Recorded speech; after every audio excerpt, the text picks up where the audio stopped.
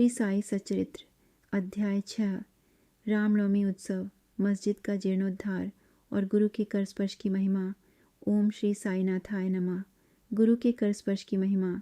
जब सद्गुरु स्वयं नाव के खेवैया हों तब वे साधक को इस भव सागर से सरलता और कुशलता से पार उतार देते हैं। जैसे ही सद्गुरु शब्द का उच्चारण होता है वैसे ही श्री साई बाबा की स्मृति हृदय में जाग उठती है। ऐसा अनुभव होता है मानो वे स्वयं सामने खड़े हों, मेरे मस्तक पर उदी लगा रहे हों और अपना वृद्धहस्त मेरे सिर पर रख रहे हों। उनके इस दिव्य स्पर्श से हृदय आनंद से भर जाता है, नेत्रों से प्रेमाश्रु बहने लगते हैं और आत्मा को अद्भुत शांति का अनुभव होता है। सद्गुरु के कर स्पर्श की शक्ति अत्यंत अद्भुत है। संसार रूपी अग्नि से जो सूक्ष्म शरीर भी नष्ट नहीं हो सकता, वह गुरु के स्पर्श मात्र से पल भर में शुद्ध हो जाता है। अनेक जन्मों के पाप क्षीण होने लगते हैं और मन स्थिर तथा शांत हो जाता है। जब भक्त बाबा के सुंदर स्वरूप का दर्शन करता है तब उसका कंठ भाव विभोर होकर रुद्ध हो जाता है, आंखों से अश्रुधारा बहने लगती है, हृदय में ऐसा प्रेम जागता है कि मैं और तू का भेद मिटने लगता है। उसी क्षण आत्मानुभूति की झलक प्राप्त होने लगती है। जब मैं धार्मिक ग्रंथों का अध्ययन करता हूँ तब प्रत्येक क्षण सद्गुरु की स्मृति आती है। कभी बाबा श्री राम के रूप में दिखाई देते हैं तो कभी श्री कृष्ण के रूप में।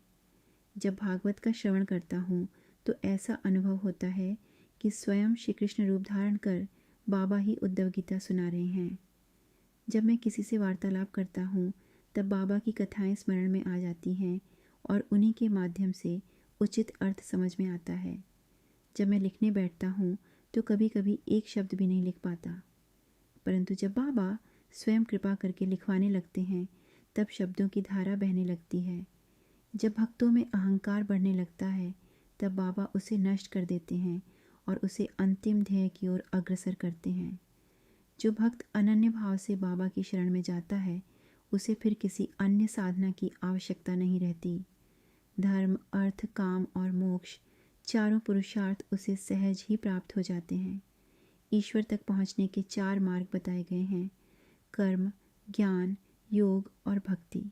इन सब में भक्ति मार्ग अत्यंत कठिन और कंटकपूर्ण माना गया है, परंतु यदि साधक सद्गुरु पर पूर्ण विश्वास रखे और उनके मार्गदर्शन में आगे बढ़े तो वह सुरक्षित रूप से अपने ध्येय तक पहुँच जाता है।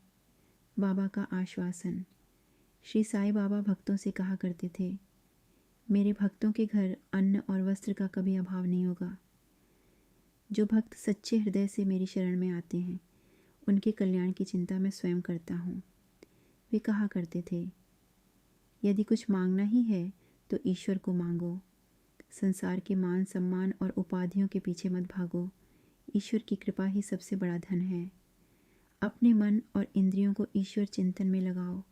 देह, धन और ऐश्वर्य के मोह में मत फंसो। सदैव मेरा स्मरण करो, तब मन स्थिर, शांत और निर्भय हो जाएगा। बाबा कहते थे कि चित्त की चंचलता समाप्त हुए बिना मनुष्य एकाग्रता प्राप्त नहीं कर सकता। रामनवमी उत्सव का प्रारंभ। अब ग्रंथकार शिरडी में मनाए जाने वाले रामनवमी उत्सव का वर्णन करते हैं। शिरडी में अनेक उत्सव मनाए जाते थे, परंतु रामनवमी उत्सव सबसे अधिक धूमधाम से मनाया जाता था। कोपरगांव में गोपालराव गुंड नामक एक पुलिस इंस्पेक्टर रहते थे। वे बाबा के परम भक्त थे। उनकी 3 पत्नियां थीं, परंतु उन्हें संतान प्राप्ति नहीं हो रही थी। बाबा की कृपा से उन्हें पुत्र रत्न की प्राप्ति हुई।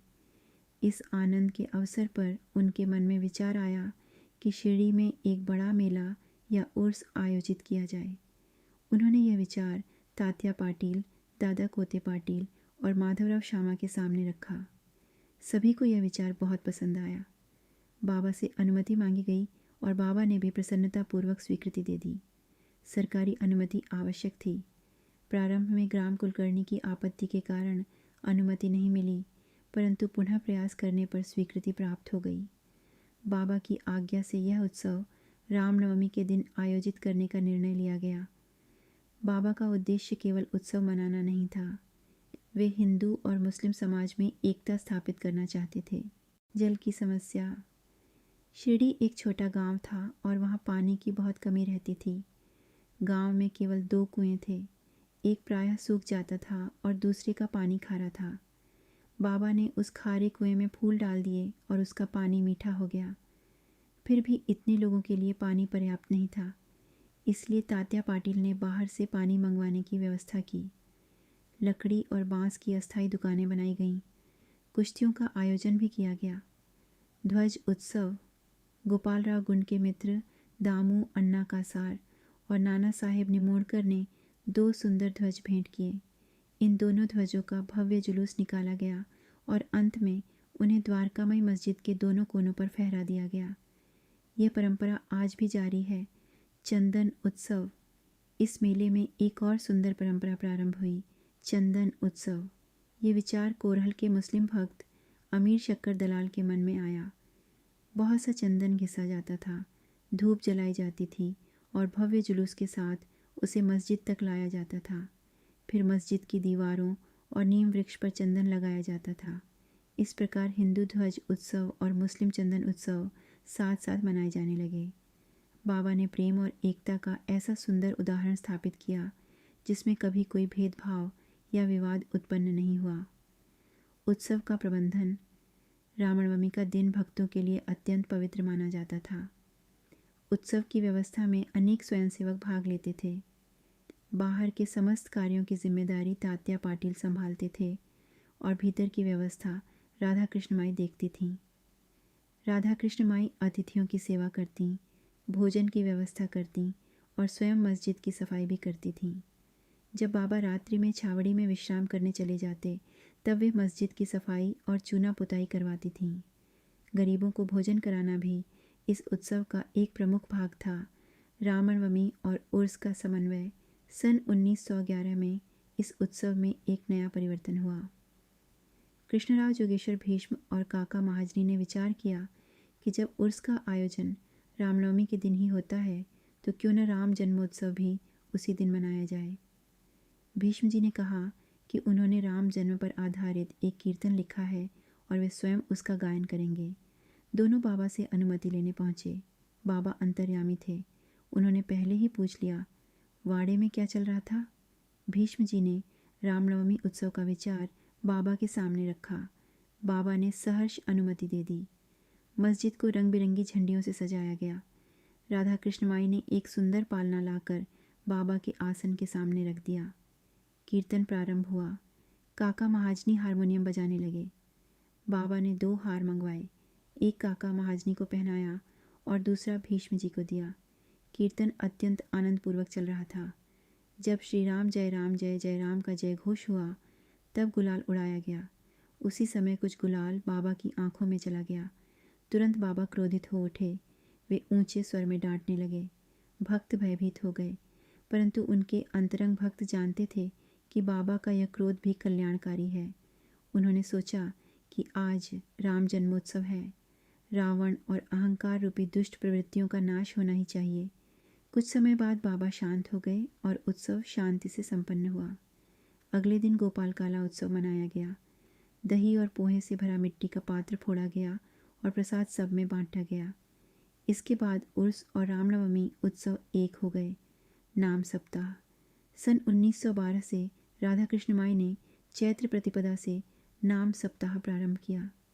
7 दिनों तक दिन रात भगवान का नाम स्मरण चलता रहता था। भक्त बारी बारी से इसमें भाग लेते थे। दास गणु महाराज। हर वर्ष कीर्तन के लिए हरिदास बुलाए जाते थे। बाद में बाबा ने यह कार्य स्थायी रूप से दास गणु महाराज को सौंप दिया। उन्होंने अत्यंत श्रद्धा और भक्ति से इस सेवा को निभाया। उत्सव का विस्तार। धीरे धीरे शिरडी में आने वाले भक्तों की संख्या बढ़ने लगी। पहले 5 से 7 हज़ार लोग आते थे। बाद में यह संख्या 75,000 तक पहुंच गई। कुश्तियाँ, दुकानें, भंडारे और जुलूस सब भव्य रूप लेने लगे। भक्तों ने हाथी, घोड़े, पालकी, रथ और अनेक बहुमूल्य वस्तुएं भेंट कीं। फिर भी बाबा सदैव सादे वस्त्रों में ही रहते थे।